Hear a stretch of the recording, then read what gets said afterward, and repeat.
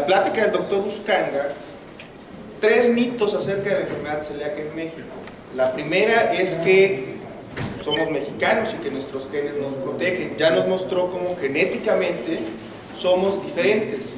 Y a raíz de esto los invito a que revisen la literatura. A mí me llamó mucho la atención una gente que está en el norte del país, la doctora Ana María Calderón de la Barca, ella trabaja con niños, y tiene publicados casos de población rarámuri con enfermedad celíaca en extremos graves de desnutrición.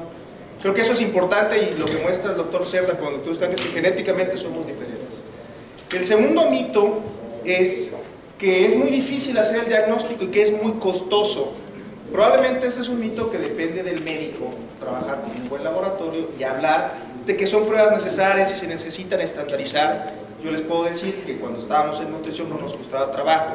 Al regresar a Veracruz, tuvimos que encontrar un laboratorio de mucha confianza que ahora hace las pruebas y cada vez mientras más hacemos las pruebas van bajando el costo y costo-beneficio. Creo que es más barato hacer una prueba que dar tratamientos para intestino irritable.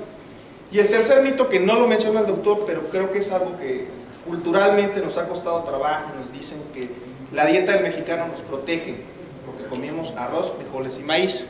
La última encuesta de nutrición realizada hace un par de años demuestra que los adolescentes, 60% de los adolescentes consumen 2 o 3 porciones de pan al día. Entonces, lo menciono porque de pronto recibimos críticas diciendo que estamos sobrediagnosticando la enfermedad y parte del foro es discutir. Y eso es muy importante.